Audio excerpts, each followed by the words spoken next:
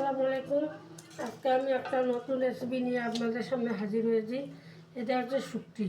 প্রথমে শুটকিগুলোকে আমি কুটা বাছা করে নিয়েছি। নেওয়ার পরে শুটকিগুলোকে গরম পানি দিয়ে ধুয়েছি। ধোয়ার পরে আলাদা পাত্রে রেখে দিলাম। দেওয়ার পরে মরিচ, পেঁয়াজ, আদা, রসুন এগুলো লালচে করে ভেজে নিলাম। ভেজে নেওয়ার পরে শুটকিগুলো দিলাম। দিয়ে শুটকিগুলোকে কষায় নিলাম।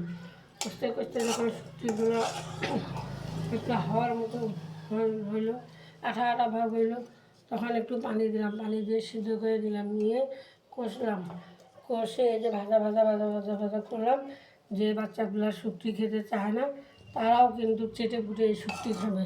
এই শুটকির ভুনা আপনারা যদি এভাবে রান্না করেন তাহলে আপনার বাচ্চাগুলো আর বায়না করবে না যে আমি খাবো না, আম্মু আমি খাবো না, আম্মু আমি খাবো না।